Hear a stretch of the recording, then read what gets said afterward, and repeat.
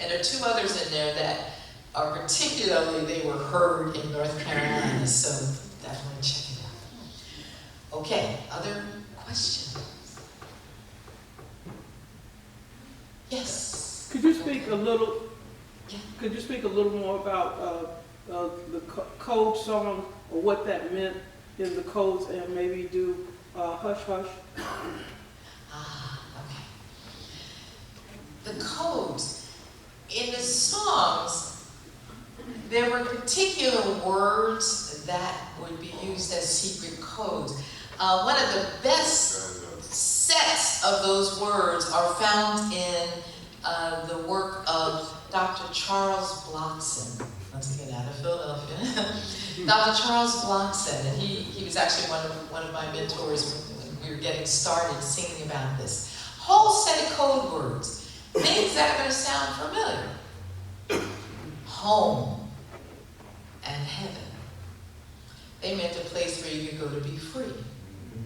You know, not necessarily, heaven with the angels, but before 1850, they would mean places like Pennsylvania and Ohio. After New Jersey, okay.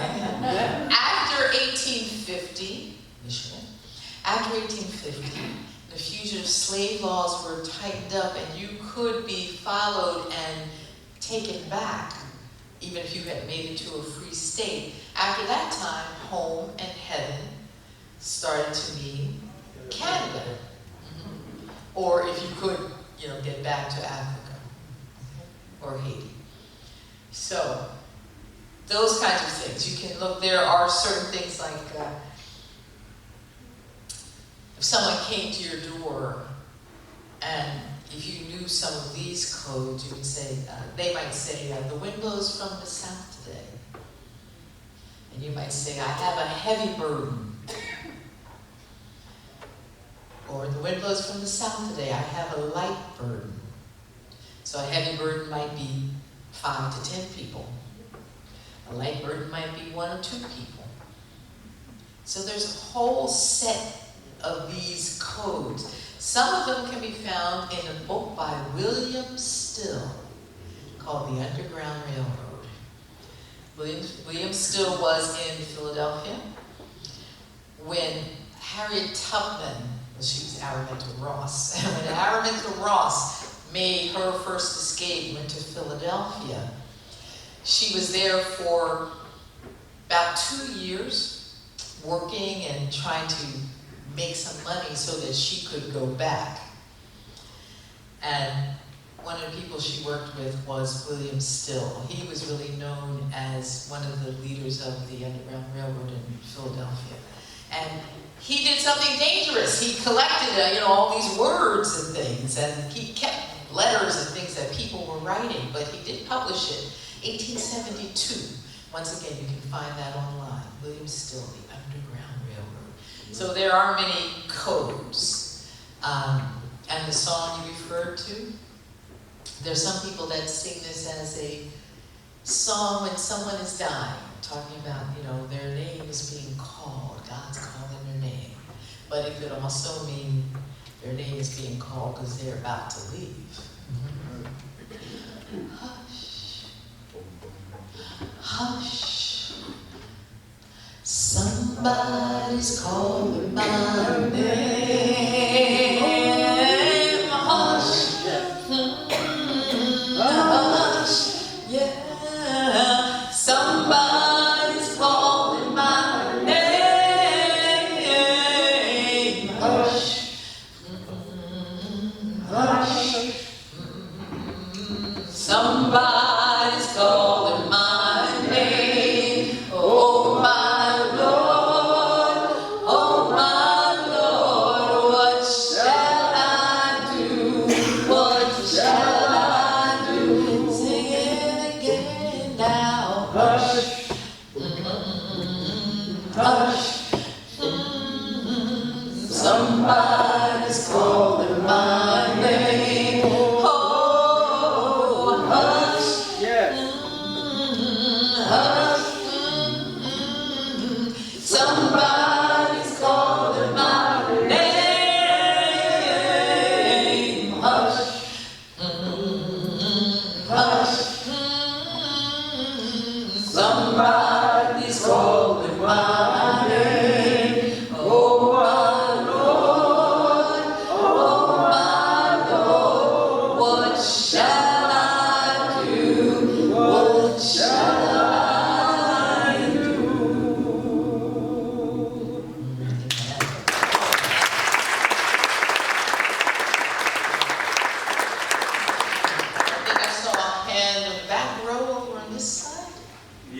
a question.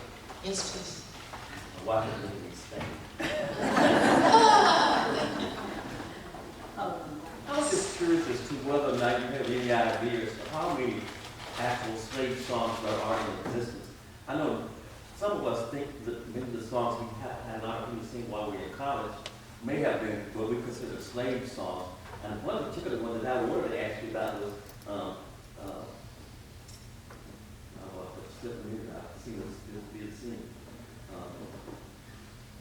Wade in the Water.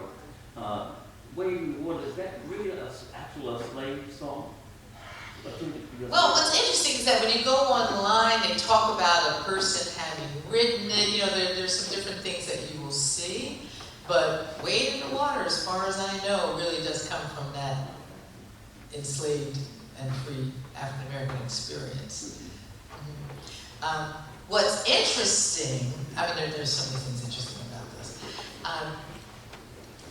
especially in the colleges and HBCUs and historical black colleges. After the idea of singing these spirituals has sort of risen and fallen in the African American community. The Fisk Jubilee singers became famous singing the songs, you know, right, not long after slavery, you know, because they also published their book, I think, in 1872. They had two different books that they published.